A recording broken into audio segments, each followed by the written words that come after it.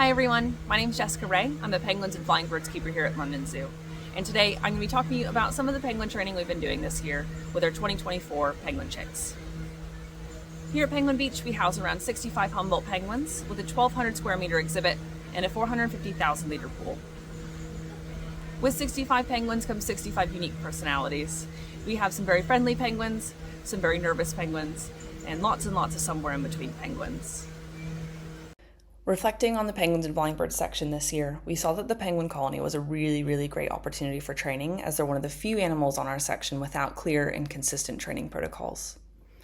We host twice daily free flight bird shows and train parrots, birds of prey, emus, small mammals every single day, where the penguins are generally not being trained, and when they are, has previously proven quite challenging for the keepers to do consistently.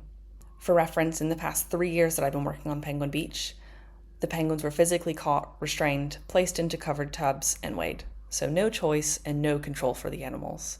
Taking weights this way was very stressful for the animals and very stressful for the keepers having to catch them. So we wanted to start by creating a program that was most positive, least intrusive, and hopefully effective for the keepers and for the penguins.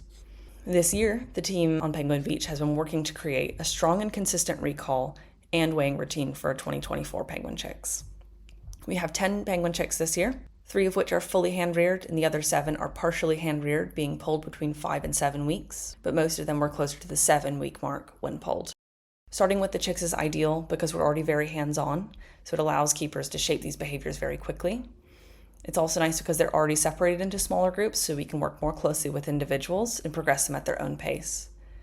And even better is penguin chicks are very hungry, so they're very food motivated, which makes it quite easy for us to train throughout the day. But this training is also essential because we need to medicate these chicks for 2 to 4 weeks as they go out from the nursery to the main colony with prophylactic medication. Medicating has been previously very challenging for us, so the thought is if we have a very strong recall, hopefully we can ensure the chicks have full compliance with their medications. To start the training, we used classical conditioning, jingling the bells for 10 seconds while feeding the chicks to create the association that jingle bells equals time to eat. From there, we approximated to jingling as they began to eat, then to jingling before they eat. It's a relatively simple procedure, but effective, and it's easy for any keeper on section to implement and approximate further. The next step was to add in the scales. We started with the weigh bridge with the scales inside. The bridge makes for good antecedent arrangement because it's still a clear object for them to step onto, but it doesn't have a big step up that our standard penguin scales have. It's also really effective because we're able to get several of them on the bridge at the same time, so we can reinforce several animals for the same behavior. We later swapped to weighing without the bridge on just the smaller scales that fit inside of them. Most of them were happy to step up onto the scales as the next approximation, making the step onto the scales the behavior that we're actually reinforcing now. Then we moved on to the big normal penguin scales that have a pretty big step up, which is great for an adult penguin, but not great for a baby penguin. We made these approximations with the scales quite quickly, where as soon as about half of the chicks in the creche were going on to the small scales consistently, we were moving on to those big scales. So effectively now, the bells are the cue for the recall. The behavior is either just recalling or recalling and stepping onto the scales with 2 feet, and that's reinforced through operant conditioning with fish. And now, how it went, the results.